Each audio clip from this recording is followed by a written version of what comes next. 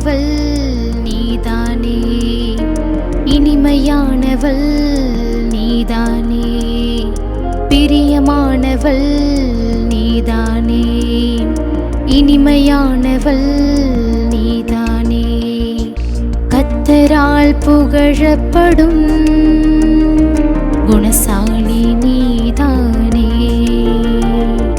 கர்த்தரால் புகழப்படும் குணசாலி நீதானே. இனியவளே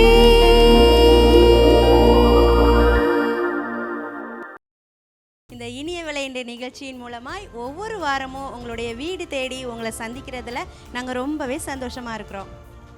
பெண்களாகிய நமக்கு அநேக கேள்விகள் இருக்கும். குடும்பத்திலனாலும் சரி, வேலை ஸ்தலங்களனாலும் சரி, ஊழியத்திலனாலும் சரி, மற்றவங்கள மாதிரி நம்மளும் சாதிக்க முடியுமா, நம்மளால் சைன் பண்ண முடியுமா அப்படின்னு சொல்லி ஒரு கேள்வியோடு இருக்கிறீங்களா? நம்முடைய வாழ்க்கையில் நம்முடைய முழு நம்பிக்கையும் ஆண்டவர் மேலே வைத்து நம்முடைய காரியங்களை செய்யும்போது நம்மளால் முடியாததுன்னு சொல்லி எதுவுமே இல்லை. அதை பற்றி நான் ஒரு பாட்டு, ஒரு ஆக்ஷன் நம்ம பார்க்கலாமா?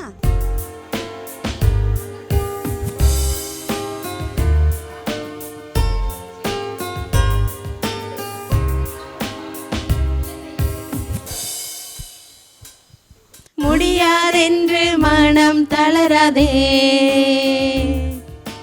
நம்பினால் எல்லாம் ஆகுமே. முடியாதென்று நினையாதே, நம்பினால் எல்லாம் ஆகுமே. முடியாதென்று மனம் தளராதே. புழுதியிலிருந்து சிறியவனை, குப்பையில் இருந்து எளியவனை பிரபுக்கள் மத்தியில் நிறுத்தி மகிமைப்படுத்துவார்.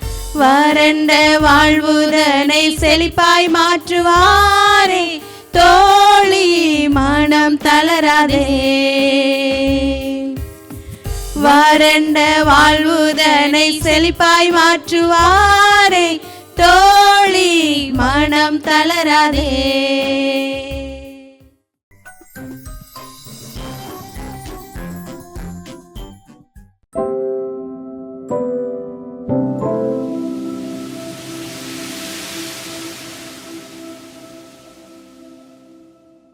கிராம மிஷனரி ஊழியத்தின் மூலமாய் உங்களை சந்திப்பதில் நான் மகிழ்ச்சி அடைகிறேன்.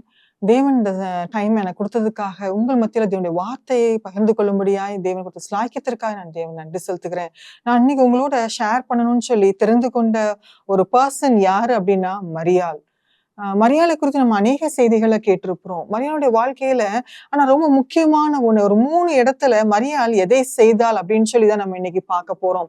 நாம பெண்களாகிய நம்மளுடைய வாழ்க்கையில நமக்கு அநேக பொறுப்புகள் இருக்குது. நம்ம அநேக காரியங்களை நாம முன்னின்று நடத்த வேண்டிய ஒரு ரெஸ்பான்சிபிள் பர்சன் நம்ம வீட்டுல நம்ம இன்னைக்கு காணப்படுறப்போ, நாம எதை செய்தால் என்னுடைய வாழ்க்கையும் அல்லது நம்ம குடும்பத்தை நம்ம நடத்தும் போது நம்மளுடைய வாழ்க்கை நன்றாக இருக்கும் அப்படின்னு சொல்லி நம்ம கற்றுக்கொள்ளலாம். லூக்கா 10வது அதிகாரம் 39வது வசனம். அவளுக்கு மரியாள் எனப்பட்ட ஒரு சகோதரி இருந்தாள். அவள் இயேசுவின் பாதத்தருகே உட்கார்ந்து அவருடைய வசனத்தை கேட்டு கொண்டிருந்தாள். மரியாளோட பிளேஸ், அவ விரும்புற ஒரு இடம் அல்லது அவள் தெரிந்தெடுத்த ஒரு இடம் அப்படின்னு சொல்லி பார்த்தோம் அப்படின்னா இயேசுவின் பாதம். இயேசுவின் பாதத்துல உட்கார்ந்து அவர் சொல்றத கேட்கறதுக்காக உட்கார்ற, அந்த வசனத்தை கேட்கறதுக்காக, ஆண்டவர் பேசுறத அந்த வசனத்தை நான் கேட்டுறணும் அப்படின்னு சொல்லி அவர் பாதத்துல உட்கார்றத நம்ம பார்க்கிறோம். இன்னைக்கு நம்மளுடைய வாழ்க்கையில நாம ஆண்டோடைய பாதத்துல எவ்வளவு நேரம் இன்னைக்கு உட்கார்ந்து இருக்கிறோம்? நாம ஆண்டுடைய பாதத்துல எவ்வளவு நேரம் உட்காரமோ அவ்வளவுக்குள்ள உலகத்தின் அந்த சவால்களை, ஒவ்வொரு நாள் நம்ம ஃபேஸ் பண்ண வேண்டிய அந்த சவாலை நம்மளால சந்திக்க முடியும். ஏன் நம்ம நிறைய நேரங்கள்ல சோர்ந்து போகிறோம் தெரியுமா? ஏன் நிறைய நேரங்கள் நம்ம திகைச்சு போறோம் தெரியுமா? ஒரு பிரச்சனையை பார்த்த உடனே ஐயோ இதை எப்படி நான் கடந்து போறேன்னு சொல்லி நம்ம கலங்குறோம். ஏன் தெரியுமா? நம்ம ஆண்டுடைய பாதத்துல நாம் உட்கார்றது கிடையாது. நாம் சரியாய் ஆண்டுடைய பாதத்துல நம்ம உட்கார்ந்து பழகிருந்தோம், அவருடைய வசனத்தை நாம் கேட்டு பழகணும் அப்படின்னா அவ்வளோ லேஸ்ல நம்ம கலங்க மாட்டோம். அவ்வளோ லேஸ்ல எந்த பிரச்சனையும் நம்மள திகைக்க வைக்க முடியாது. ஏன்னா ஆண்டவர் எல்லாத்துக்கும் நம்மளை ப்ரிப்பேர் பண்ணி அவருடைய வசனத்துல நிறைத்து வைத்திருப்பாரு. அப்ப வசனத்துல நம்ம நிறைந்து இருக்கும் போது என்ன வந்தாலும் சரி வசனம் உடனே வந்துடும். ஒரு பிரச்சனை வந்தா உடனே ஆண்டவர் ஒரு வசனத்தை எனக்கு ஞாபகப்படுத்தி விடுவார். எல்லா சூழ்நிலைக்கும் அவர் வசனம் எனக்கு மருந்தாய் மாறிவிடும். இன்னைக்கு அந்த வசனத்தை நாம எவ்வளவுக்குள்ள நாம கேட்கிறோம்? அவர் பாதத்துல உட்கார்றோமா? அவர் பாதத்துல எவ்வளவு நேரம் நான் தனியா உட்கார்றேன், ஆண்டவரே நீங்க பேசுங்க அப்படின்னு சொல்லிட்டு. அதுதான் நம்மளுக்கு பலன். நான் எவ்வளவு நேரம் அவர் பாதத்துல உட்காரணும், அந்த அளவுக்கு எனக்கு ஸ்ட்ரென்த் அந்த நாளைக்கு கிடைக்குது. அந்த எவ்வளவுக்குள்ள அந்த வசனத்தை நான் கேட்கிறனோ, நீங்க சொல்லுங்கப்பா, நீங்க பேசுங்க அப்படின்னு சொல்லி குட்டி சாமுவேலுக்கு ஏலி மூலமாய் பேசின அந்த வார்த்தை என்ன வார்த்தை அப்படின்னா, கர்த்தாவே சொல்லும் அடியேன் கேட்கிறேன். அந்த கர்த்தாவே சொல்லும் அப்படிங்கிறது இன்னைக்கு நம்ம வாழ்க்கையில இருக்குதா? அது ஏதோ சின்ன பிள்ளைங்க சண்டே ஸ்கூல் பிள்ளைங்களுக்கு நம்ம சொல்லி கொடுக்குற வசனமா இன்னைக்கு மாறிட்டு இல்லையா? இன்னைக்கு அதே வசனம் தான் எல்லாருக்கும். கர்த்தாவே சொல்லும் அடியேன் கேட்கிறேன். அந்த கர்த்தாவே சொல்லுன்னு சொல்லி எவ்வளவு நேரம் நம்ம போய் உட்கார்றோம்? அதை ஆண்டவர் விரும்புகிறார். ஆண்டவரே நீங்க என்கிட்ட பேசுங்க ஆண்டவரே, உங்க சத்தத்தை நான் கேட்கட்டும் அப்படின்னு சொல்லி நம்ம டைம் கொடுக்கணும், முக்கியத்துவம் கொடுக்கணும். அதுக்கு ஏன் கொடுக்கலன்னா என்ன நடக்கும் அப்படின்னா, இதுக்கு அடுத்த வசனத்தை நம்ம வாசிப்போம். 40வது வசனத்துல அந்த மரியாளுடைய சகோதரியை குறித்து எழுதப்பட்டிருக்கு, மார்த்தாளை குறித்து. மார்த்தாளோ பற்பல வேலைகளை செய்வதில் மிகவும் வருத்தம் அடைந்து. மார்த்தாள் என்ன செய்யறாங்க? நிறைய வேலை செய்யறான். நிறைய வேலை செஞ்சு கடைசியில் கன்க்ளூஷன் என்ன ஆகுது? மிகவும் வருத்தம், மிகவும் வருத்தம். ஆண்டவர் பாத்துல உட்காராம நம்ம போய் என்ன வேலை செஞ்சாலும் சரி, எவ்வளவு வேலை செஞ்சாலும் சரி, அதோடைய முடிவு வருத்தம், சஞ்சலம், தவிப்பு, அவ்வளவுதான். ஒரு வெறுமை காணப்படும். நாள் முடிவுல ஐயோ என்ன வாழ்க்கை வாழ்ந்துட்டு இருக்கிறோம்ப்பா, நம்ம இதே போராட்டமான வாழ்க்கையா எனக்கு அப்படின்னு ஒரு புலம்பல நம்ம நாளை நம்ம முடிப்போம். எனக்கு பிரியமான சகோதரிகளே, இன்னைக்கு ஆண்டவனுக்கு உங்கள்கிட்ட தான் பேசிட்டு இருக்கிறாரு. முதலாவது அவருடைய பாதத்தை நாம தேடுவோம். ஆண்டவரே உங்க பாதம் எனக்கு வேணும்பா, நீங்க பேசுறத நான் கேட்கட்டும், என்னுடைய நாள் உங்களுடைய பாதத்துல உட்கார்ந்து ஆரம்பிக்கட்டும். ஆண்டவர், நம்ம எல்லாருக்கும் நிறைய வேலை இருக்குதான், நிறைய வேலை இருக்கு. வேலை செய்ய ஆரம்பிச்சோன்னா நமக்கு முடிவே கிடையாது. அந்த நாள் முடியறப்பதான் வேலை முடியும். அப்போ அது ஆரம்பிப்பதற்கு முன்னாடி நம்ம ஒரு டைமை செட் பண்ணி ஒரு பாத்துல உட்காரல அப்படின்னா வேலை செஞ்ச நாள் முடிஞ்சு போயிடும். ஆண்டவருக்குன்னு சொல்லி நம்ம வாழ்க்கையில நேரம் இல்லாமல் ஆகிவிடும். ஆண்டவருக்கு நேரத்தை கொடுக்கறதுக்கு, அவர் பாதத்துல உட்கார்றதுக்கு நம்ம தீர்மானம் பண்ணுவோமா? என்னுடைய நாள் ஆரம்பிக்கிறதுக்கு முன்னாடி, நான் காலையில எழுந்த உடனே, எனக்கு ஒருவேளை நான் என்னுடைய வேலைகளை நான் 6 மணிக்கு நான் ஆரம்பிப்பேன் அப்படின்னா, நான் 5 மணிக்கு நான் சமூகத்துல வரணும். சில நேரங்கள்ல எப்படி நான் காலையில முழிச்ச உடனே எனக்கு வேலைதான் ஞாபகம் வருது அப்படின்னா, பெட்டர் நீங்க மிட் நைட்டை சூஸ் பண்ணுங்க. ஒருவேளை 12 மணியா இருக்கலாம், 1 மணியா இருக்கலாம். நீங்க எல்லாரும் தூங்கி ஒரு நிசப்தமா இருக்கிற ஒரு நேரத்தை நீ தேர்ந்தெடுத்து ஆட்டம் டைமை கொடுத்துரு. அவர் பாத்துல உட்கார்ந்துருங்க. அதுதான் நமக்கு பலன். அதுல இல்ல அப்படின்னா நம்மளால ஓட முடியாது. நம்ம உலகத்தின் காரியங்களை கூட நமக்கு செய்யறதுக்கு பலன் இல்லாம நம்ம போயிடுவோம், சோர்ந்து போய் விடுவோம். இன்னைக்கு ஆண்டவர் நம்ம சொல்லி கொடுக்கிற காரியம், என் பாதத்துல உட்காரு, நான் உன்னோட பேசணும்னு விரும்புகிறேன். இன்னைக்கு ஆண்டவருடைய சத்தத்தை கேட்பதற்கு, அவருடைய பாதத்துல போய் உட்கார்றதற்கு நம்மளை விட்டு கொடுப்போம். 2வது மரியாள் காணப்படுகிற ஒரு இடம் என்ன தெரியுமா? அவளுடைய வாழ்க்கையில யோவான் எழுதின சுவிசேஷம் 11வது அதிகாரம், யோவான் 11:32. இயேசு இருந்த இடத்தில் மரியாள் அவரை கண்ட உடனே அவர் பாதத்தில் விழுந்து, ஆண்டவரே நீர் இங்கே இருந்தீரானால் என் சகோதரன் மரிக்க மாட்டான் என்றாள். மரியாள் இந்த இடத்துல நம்ம பார்த்தோம்னா, அவன் சகோதரன், ஒரே ஒரு சகோதரன், அவன் நேசித்த சகோதரனாகிய லாசரு மரிச்சு போயிட்டான். அப்போ ஆண்டவர் அவளுக்கு அவ்வளோ க்ளோஸ் தான். அப்போ அவ இருதயம் ஐயோ ஆண்டவர் இங்க இருந்திருந்தான்னா என் சகோதரன் மரித்திருக்க மாட்டான், இதை ஒண்ணுதான் கேட்டுக்கிட்டே இருந்திருக்குது. அதனால அவர் வந்த உடனே அவ ஓடி அவர் பாதத்துலதான் விழுறா. அவளுக்கு பிடிச்சமான ஒரு இடமா இயேசுவின் பாதம் மாறிடுச்சு. அந்த பாதத்துல ஆறுதல் தேடுகிறாள். இன்னைக்கு நம்மளுடைய துக்கத்தையும் கஷ்டத்தையும் நம்ம மறக்கிறதுக்கு எங்க நம்ம இன்னைக்கு போறோம்? டிவி சீரியலை பாக்குறோமா? மணிக்கணக்கா உட்கார்ந்து, அல்லது பக்கத்து வீட்டுல உட்கார்ந்து கதை பேசுகிறோமா? அல்லது நம்முடைய பிரச்சனைகளுக்கு தீர்வு யாரோ ஒரு நபர்கிட்ட இருந்து எனக்கு சொல்யூஷன் கிடைக்கும்னு சொல்லி ஒரு மனிதரை தேடி நான் போகிறேனா? எப்படி நான் என் வாழ்க்கையை பழகி வச்சிருக்கிறேன்? கொஞ்சம் யோசித்து பார்ப்போம். எப்படி நம்ம பழகி இருக்கிறோம்? இன்னைக்கு மரியாதை போல அவளுக்கு அவ்வளவு துக்கம் அவன் இருதயத்துல இருக்குது. சகோதரன் இறந்து 3 நாள் ஆயிடுச்சு. 3 நாள் அவன் யோசிச்ச ஒரே காரியம், ஏசு கிறிஸ்து என் கூட இருந்திருந்தாரு, அந்த இடத்துல இருந்தானே என் சகோதரன் மரித்திருக்க மாட்டானே அப்படிங்கிற ஒரே காரியத்துல அவள் தனக்குள்ள அடக்கி வச்சுட்டு இருந்தத அவள் எல்லாரும் ஆறுதல் படுத்த வந்திருப்பாங்கதான், அவளை தேற்ற வந்திருப்பாங்கதான். ஆனா அது அவளை ஆறுதல் படுத்தல. மற்றவங்களுடைய வார்த்தைகள் அவளை தேற்ற முடியல. ஏசு கிறிஸ்து வந்த உடனே பாதத்தை பிடிச்சுக்கிறான் வந்து விழுந்து, நீங்க இருந்திருக்கலாமே ஆண்டவரே. அங்கதான் வந்து அவர் கண்ணீரை கொற்ற வந்து. இன்னைக்கு நாம நம்முடைய துக்கத்தையும் கஷ்டத்தையும் பாடுகளையும் பிரச்சனைகளையும் எங்க போய் கொட்டுகிறோம்? அல்லது என்னை புரிந்து கொள்ள யாருமே இல்லையே, என் கஷ்டத்தை சொல்றதுக்கு எனக்கு யாருமே இல்லையேன்னு சொல்லி சோர்ந்து போய் உட்கார்ந்து புலம்பிக் கொண்டு இருக்கிறோமா? இன்னைக்கு நம்ம கஷ்டத்தையும் புலம்பல்களையும் கேட்கறதுக்கு ஒரு நபர் இருக்கிறார். எப்போ நம்ம வருவோம்னு சொல்லி காத்து கொண்டு இருக்கிறார் அவரு. மனுஷங்கிட்ட போய் உங்க கஷ்டத்தை நீங்க சொன்னீங்கன்னா அதை 4 பேர்கிட்ட அவங்க போய் சொல்லுவாங்க, அல்லது ஏளனமா பேசுவாங்க. யார்கிட்ட போய் உங்க பிரச்சனைகளை நீங்க சொல்ல போறீங்க? அப்படிப்பட்டவங்ககிட்டயா? அல்லது நீங்க போய் நீங்க உங்களுடைய வேதனைகளை கொட்டுற இடத்துல உங்களுக்கு ஆறுதலை கொடுக்கிற தேவனிடத்துல யார்கிட்ட போக போறீங்க? மனுஷங்க நம்மளை நிந்திக்க கூடும், ஆனா தேவன் நம்மளை ஆறுதல் படுத்துகிற தேவன், நம்முடைய பிரச்சனைகளுக்கு ஒரு தீர்வை கொடுக்கிற தேவன். யார்கிட்ட போறோம்? இன்னைக்கு பிரச்சனை வந்தது நான் என்ன செய்யறேன்? அது மேலதான் என் நம்பிக்கை இருக்குது. ஒரு பிரச்சனை வந்தது நான் ஆண்டவரை தேடி போறேனா, அல்லது நான் புலம்பிக் கொண்டு இருக்கிறேனா, சோர்ந்து போறேனா? முதலாவது சொன்ன மரியாள் அவனுடைய பாதத்துல உட்கார்ந்து வசனத்தை கேட்டான்ட்டு. ஒருவேளை நமக்கு அந்த முதலாவது பழக்கம் ரெகுலரா இருந்துச்சுன்னா, நான் ஒவ்வொரு நாளும் அவனுடைய பாதத்துல உட்கார்ந்து நான் பழக்கப்பட்டிருந்தேன் அப்படின்னா, எனக்கு பிரச்சனை வந்தது நான் எங்க தெரியுமா போவேன்? அதே பாதத்துக்கு தான் நான் போவேன். நான் வேற எங்கேயும் போக மாட்டேன், அங்கங்க நான் போக மாட்டேன். அவனுடைய பாதத்துக்கு தான் போவேன். எனக்கு தெரியும் என்னுடைய ஆறுதல் அங்க மட்டும்தான், என் பிரச்சனைக்கு தீர்வு அங்க மட்டும்தான் எனக்கு கிடைக்கும், வேற எங்கேயும் எனக்கு கிடைக்காதுன்னு தெரியும். நிறைய நேரங்கள்ல நம்முடைய பிரச்சனைகளை நம்ம என்ன செய்வோம் அப்படின்னா, நம்ம வந்து அதை டீல் பண்ணவே மாட்டோம், அதாவது தீர்வை காணவே மாட்டோம்.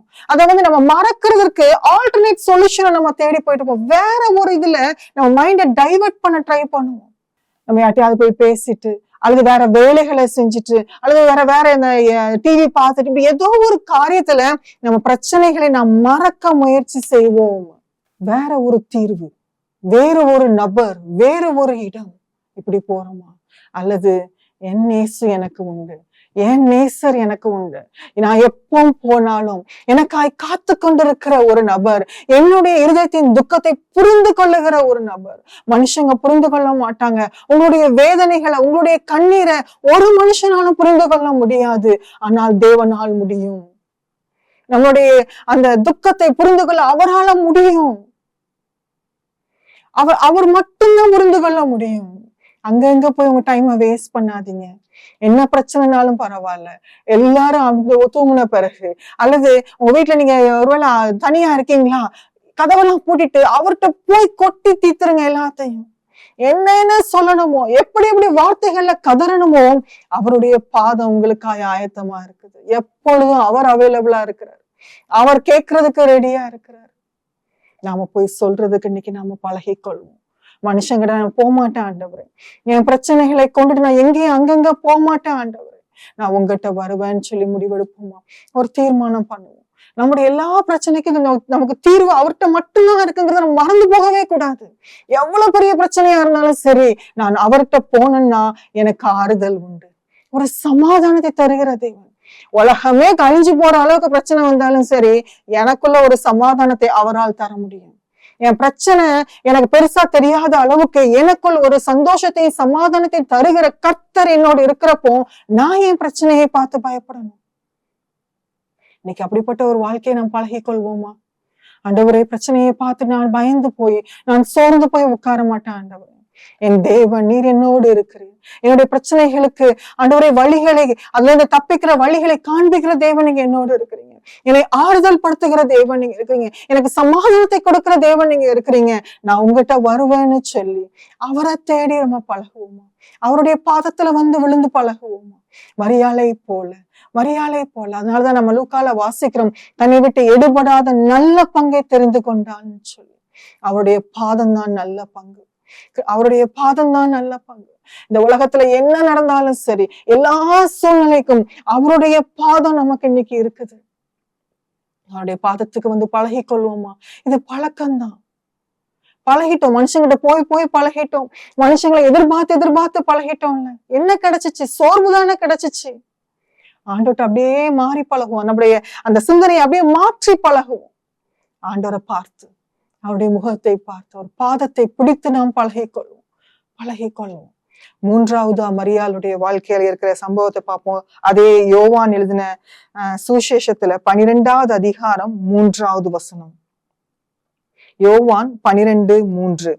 அப்பொழுது மரியாள் விலையேற பெற்ற களங்கமில்லாத நலதம் என்னும் தைலத்தில் ஒரு ராத்தல் கொண்டு வந்து அதை இயேசுவின் பாதங்களில் பூசி தன் தலைமயிரினால் அவருடைய பாதங்களை துடைத்தாள்.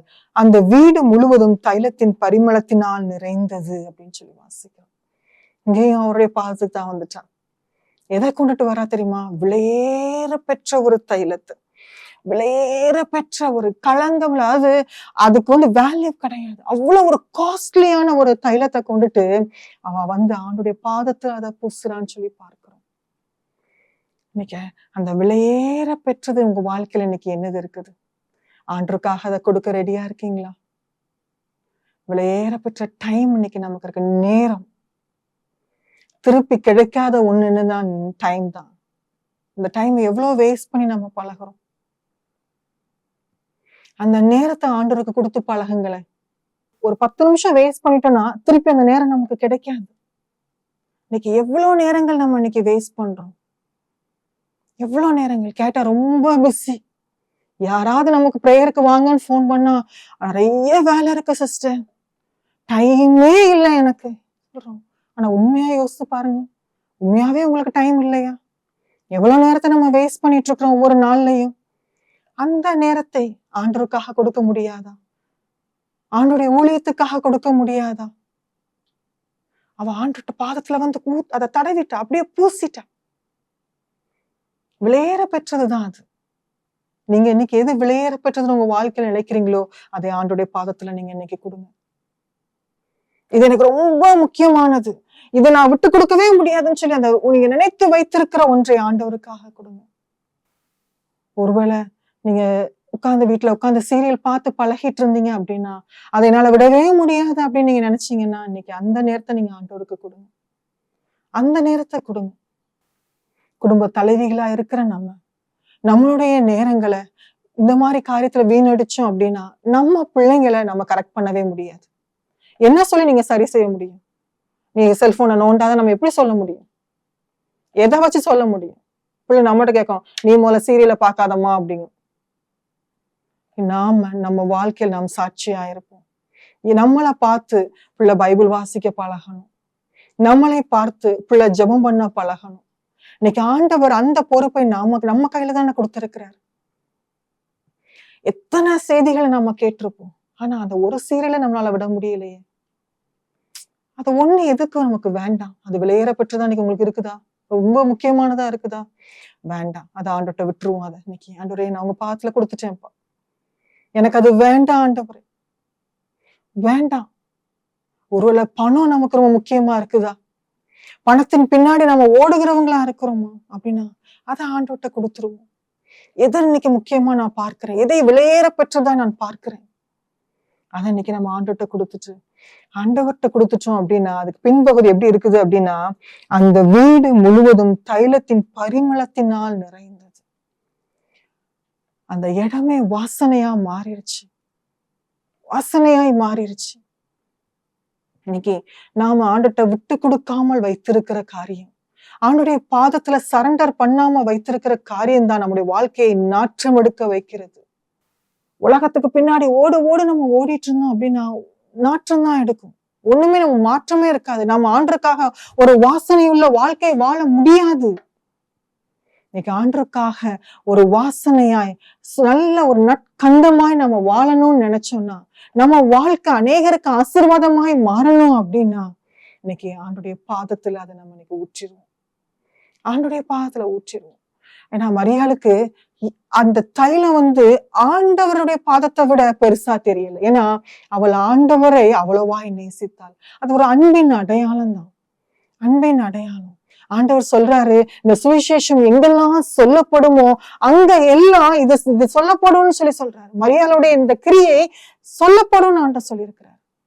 அப்படிப்பட்ட ஒரு காரியம் இன்னைக்கு நாம் அதை பிடிச்சு வச்சுக்கிட்டு, இது எனக்கு வேணும், இது ஏன் நேரம், இது என்னுடைய ஒரு டைம் அப்படின்னு சொல்லி அந்த காரியத்துக்கு நேரத்தை நான் வேஸ்ட் பண்ணிட்டு இருந்தேன் அப்படின்னா இன்னைக்கு ஆண்டவர்கிட்ட ஆண்டவரே நான் உங்ககிட்ட கொடுக்குறேன் ஆண்டவர், இந்த நேரத்தை நீர் நற்கந்தமாய் சுகந்த வாசனையாய் நீங்க மாற்றுங்க ஆண்டவரேன்னு சொல்லி ஆண்டவர்கிட்ட நம்ம கொடுத்து பழகுவோம். ஒரு மரியாளுடைய வாழ்க்கையை போல அவளுக்குன்னு வச்சிருந்ததுதான் அதை ஊற்றிட்டால. நீங்க உங்களுக்குன்னு வச்சிருக்கிற அந்த விலையேற பெற்றது என்னவோ அதை நீங்க ஆண்டவர்கிட்ட கொடுத்துருங்க. அது உங்க நேரமா இருக்கலாம், உங்க பிள்ளைங்களா இருக்கலாம், உங்களுடைய வேலையா இருக்கலாம், உங்களுடைய என்டர்டெயின்மெண்டா இருக்கலாம், நீ பாக்குற ஏதோ ஒரு சினிமாவோ அல்லது ஒரு டிவி காரியங்களாவோ இருக்கலாம். எது ஒண்ணு அதை நான் விடவே முடியாது அப்படின்னு பிடித்து வைத்திருக்கிற காரியத்தை இன்னைக்கு ஆண்டோடைய பாதத்துல கொடுத்துருங்க. ஆண்டவர் அதை இன்னைக்கு எதிர்பார்க்கிறார். நம்முடைய வாழ்க்கை வாசனையாய் மாறணும்னா, அநேகருக்கு ஆசீர்வாதமாய் மாறணும்னா நாம் அதை விட்டு கொடுத்தாதான். ஆண்டோடைய பாதத்துல ஊற்றுனா மட்டும்தான் அது வாசனையாய் மாறும். அவளுக்குன்னு வச்சிருக்கிற வரைக்கும் அந்த வாசனை யாருக்கும் போகல, அந்த வீடு வாசனையால் நிரப்பப்படல. என்னைக்கு அதை எடுத்து அவ ஊற்றுகிறாளோ, அவனுடைய பாதத்துல பூசுகிறாளோ, அன்னைக்கு அந்த வீடு அந்த வாசனையால் நிரப்பப்படுகிறது. இன்னைக்கு நம்மளுடைய வாழ்க்கை நல்ல ஒரு நற்கந்தமாய் சுகந்தமாய் ஒரு இடத்துல வீசணும் அப்படின்னா நாம ஊற்றப்படணும். இன்னைக்கு நீங்க ஒப்பு கொடுப்போம் ஆண்டவரே, ஏன் வாழ்க்கை ஒரு சாட்சி உள்ள வாழ்க்கையா இருக்கணும், பக்கத்து வீட்டுக்காரங்க முன்னாடி என் வாழ்க்கை ஒரு சாட்சியா இருக்கணும். நம்மள சர்ச்சைக்கு போறப்பெல்லாம் எல்லாரும் பரிசுத்தவான்னு சொல்லிடுவாங்க. ஆனா என் வீட்டுல நான் எப்படி இருக்கிறேன், என் பிள்ளைங்க முன்னாடி நான் எப்படி இருக்கிறேன், என் பக்கத்து வீட்டுக்காரங்க முன்னாடி நான் எப்படி இருக்கிறேன், அதுதான் நம்முடைய சாட்சி. நம்ம சர்ச்சில் போற 2 மணி நேரம் கிடையாது. என் வீட்டுல என் குடும்பத்தின் மக்கள் மத்தியில என் வாழ்க்கை என்ன சொல்லப்படுது. சொத்துக்காக சண்டை போடுறோமா, தண்ணி கிடைக்கலன்னு சண்டை போட்டுட்டு இருக்கோமா, பக்கத்து வீட்டுக்காரங்கிட்ட குப்பையா போட்டுட்டாங்கன்னு சண்டை போட்டுட்டு இருக்கிறோமா, எது என்னுடைய சாட்சி? நான் ஆண்டோடைய பிள்ளை, நான் கிறிஸ்துவை பிரதிபலிக்கிறதுக்குன்னு சொல்லி அழைக்கப்பட்டவர். நான் ஆண்டை எனக்கு தெரிஞ்சதுக்கான நோக்கம் அதுதான். நான் சாட்சியா இருக்கணுமே, என் மூலமா கிறிஸ்து வெளிப்படணுமே. நம்ம சண்டை போட்டுட்டு அவங்களுக்கு எப்படி சுவிசேஷம் சொல்ல முடியும்? நீங்க போய் சின்ன காரியத்துக்காக நீங்க சண்டை போட்டுட்டீங்கன்னா எப்படி போய் சுவிசேஷம் சொல்ல முடியாது. இன்னைக்கு நம்ம வீட்டுல சண்டை போட்டுக்கிட்டு இருந்தோம்னா எப்படி பக்கத்து வீட்டுக்காரன் சுவிசேஷம் சொல்ல முடியும்? இன்னைக்கு நம்ம வீடு ஒரு குட்டி பரலோகமாய் காணப்படணும். ஒரு சாட்சி உள்ள ஒரு குடும்பமா நம்ம குடும்பம் இருக்கணும்னா பெண்களாகிய நம்ம கையில தான் அது இருக்குது. ஒரு குடும்பத்தின் தலைவியா, ஒரு தாயா நம்ம குடும்பத்துக்காக எவ்வளவு ஜெபிக்கிறோமோ, எவ்வளவுக்குள்ள நம்ம குடும்பத்துக்கு நம்ம சாட்சியா இருக்கிறோமோ, அந்த சாட்சி தான் நம்ம வீட்டுல எல்லாரையும் ஆண்டவருக்கு பின்னாடி கொண்டுட்டு வரும். நம்ம ரொம்ப சொல்லணும் அவசியமே இல்லை. நாம ஆண்டவருக்கு பயந்து நடக்கும்போது நம்ம ஒரு வார்த்தை சொன்னோம்னா நம்ம பிள்ளை அதுக்கு கீழ்ப்படியும். ஆண்டவர் அப்படிப்பட்ட அதிகாரத்தை நம்ம கையில கொடுப்பாரு. அதனால நம்முடைய வாழ்க்கையில ஆண்டவரே, என்னுடைய வாழ்க்கையில நான் என் சாட்சியா இருக்க எனக்கு உதவிச்சிங்க. ஒரு நல்ல ஒரு நற்கந்தமா ஒரு சுகந்தமா நான் இருக்கிற இடத்துல நான் இருக்கணும். நான் இருக்கிற இடம் வாசனையா இருக்கணும் ஆண்டவரே. ஒரு பரிமள தைலம் ஊற்றப்பட்டப்போ அந்த இடம் எப்படி ஒரு வாசனையாக மாறிச்சோ அப்படி என்னுடைய வாழ்க்கை இருக்கணும் ஆண்டவரே. கிறிஸ்து அப்படிங்கிற அந்த ஒரு சுகந்தத்தை, அந்த ஒரு நற்கந்தத்தை நான் இருக்கிற இடத்துல எல்லாத்துலயும் நான் பரப்பணும் ஆண்டவரே. அப்படி என் வாழ்க்கையை நீங்க மாற்றுங்க. அப்ப நான் எப்ப தெரியுமா அது முடியும்? அவருடைய பாதத்தில் நாம் ஊற்றப்படும் போது, நம்முடைய விலையேறப்பட்டதை விட்டு கொடுக்கும் போதுதான் நம்முடைய வாழ்க்கை அப்படியாய் மாறும். இன்னைக்கு மரியாள் இருந்த 3 காரியங்களை நம்ம பார்த்தோம். முதலாவது, அவருடைய வசனத்தை கேட்கும்படி அவர் பாதத்துல உட்கார்ந்தார். இரண்டாவதாக, அவருடைய துக்கத்தை ஊற்றும்படி அவர் பாதத்துல உட்கார்ந்தார். மூன்றாவதாக, அவருடைய வாழ்க்கையில இது விலையேறப்பட்டதா காணப்பட்டுச்சோ அதை ஊற்றி விடும்படி அவர் பாதத்தை தேடி வந்தார். இன்னைக்கு அந்த பாதத்துக்கு நம்ம வருவோமா? அந்த அந்த கிறிஸ்துவின் பாதத்தை பிடித்துக் கொள்வோமா? ஆண்டவரே, நான் உங்க பாதத்தை பிடிச்சுக்கிறேன் ஆண்டவரே. அந்த பாதம் மட்டும் எனக்கு போதும். அந்த பாதம் எனக்கு போதும் ஆண்டவரே. நான் உமக்காக வாழட்டும். இருக்கிற இடங்களை உமக்காக நான் வாசனை வீசட்டும் சொல்லி ஒப்பு கொடுப்போமா? இருக்கிற இடங்கள்ல கண்களை மூடுவோம். நாம நன்றி செலுத்துகிறோம் ராஜா. அந்த நேரத்துக்காக நாங்க நன்றி செலுத்துகிறோம் ஆண்டவரே. அப்பா, ஒரு பெண்ணாய், ஒரு குடும்ப தலைவையாய் எங்ககிட்ட எவ்வளவு ஒரு பொறுப்பை நீர் கொடுத்திருக்கிறேன் ராஜா. ஆனா நாங்க நிறைய நேரங்கள்ல எங்களுடைய பொறுப்பை சரியாய் புரிந்து கொள்றதே இல்ல தகப்பனே. எங்களுக்கு வேலை இருக்குன்னு சொல்லி நாங்க உங்க பாதத்துல உட்கார்றதே கிடையாது கர்த்தாவே. இன்னைக்கு நாங்க எங்களை அர்ப்பணிக்கிறோம்ப்பா. இதை கேட்டுக்கொண்டிருக்கிற ஒவ்வொருவரும் யார் யாரெல்லாம் அர்ப்பணிக்கிறாங்களோ எல்லாரையும் உங்களுடைய கருத்தால் விட்டு கொடுக்கிறேன் கர்த்தாவே. அவளை நீர் பலப்படுத்துவீராக. அந்த தளர்ந்த முழங்கால்களை பலப்படுத்துவீராக. உங்க பாதத்துல உட்கார்றப்போ இந்த தேவரீர் உங்களுடைய வசனத்தை கொண்டு அவர்களோடு பேசுவீராக கர்த்தாவே. அப்பா, அந்த பாதத்தை உறுதியாய் பிடித்துக் கொள்ற அந்த இருதயத்தை நீங்க தரும்படியாய் நாங்க ஜெபிக்கிறோம்ப்பா. என்ன துக்கம் வந்தாலும், என்ன கஷ்டம் வந்தாலும் ஆண்டவரே, உங்க பாதத்துக்கு ஓடி வர்றதுக்கு, உங்ககிட்ட ஊற்றுகிறதற்கு அவங்களுக்கு ஒரு பழக்கத்தை கொடுங்க. உலகத்துக்கு பின்னாடி இல்ல, மனுஷங்க பின்னாடி இல்ல ஆண்டவரே, உங்க பாதம். என்ன நடந்தாலும் சரி, அதை ஆண்டோட்ட தான் நான் சொல்லணும், என்னுடைய ஆறுதல் அவர்தான்னு சொல்லி உங்க பாதத்தை பிடித்து பழகட்டு கர்த்தாவே. உதவி செய்யுங்கப்பா, பலப்படுத்துங்க ராஜா. ஆண்டவரே, நாங்கள் பலவீனமானவர்கள் தான். நாங்கள் எங்களுடைய பலன் நீரல்லவா கர்த்தாவே. எங்களை பலப்படுத்துகிற கிறிஸ்து நீரல்லவா கர்த்தாவே. ஆண்டவரே, எங்களை பலப்படுத்துகிற கிறிஸ்துனால எல்லாவற்றையும் செய்ய எங்களுக்கு பலன் நாங்கள் வாசிக்கிறோமே. ஆண்டவரே, அந்த பலன் எங்களை காணப்படும்படியாக நாங்கள் ஜெபிக்கிறோம். ஆண்டவரே, எங்க குடும்பத்துல ஆண்டவரே, நீர் எங்களுக்கு ஒரு அதிகாரத்தை கொடுத்திருக்கிறீரே. எங்களை பார்த்து எங்கள் பிள்ளைகள் நல்வழிப்பட்டு கர்த்தாவே. பிள்ளைங்களை ஆண்டவரே, எங்க வாழ்க்கையை பார்த்து உண்மை பின்பற்றுகிற ஒரு வாழ்க்கையை தரும்படியாக நாங்கள் ஜெபிக்கிறோம். ஒரு சாட்சியுள்ள வாழ்க்கையை நாங்கள் வாழ எங்களுக்கு உதவி செய்யுங்க. எங்களுடைய வாழ்க்கை மூலமாய் நீர் ஆண்டவரை மகிமைப்படுவீராக. உங்களுடைய வாசனை எல்லா எண்ணங்களையும் நாங்க கொண்டு செலுத்த கர்த்தாவே. ஆண்டவரை, நாங்க வேலை பார்க்கிற இடமா இருக்கலாம், நாங்க வீட்டுல இருக்க எங்க பக்கத்து வீடுகள் தெருக்களா இருக்கலாம், என் குடும்பமா இருக்கலாம், நாங்கள் உமக்கென்று வாசனையா இருந்து விட எங்களுக்கு உதவி செய்யும்படியாக நாங்கள் ஜெபிக்கிறோம்ப்பா. எங்களை தாழ்த்துகிறோம், நீர் பலப்படுத்துங்க. தொடர்ந்து உங்கள் நாமத்தின் மகிமைக்காக எங்களை பயன்படுத்தும்படியாக நாங்கள் ஜெபிக்கிறோம். இயேசுவின் நல்ல பிதாவே, ஆமென்.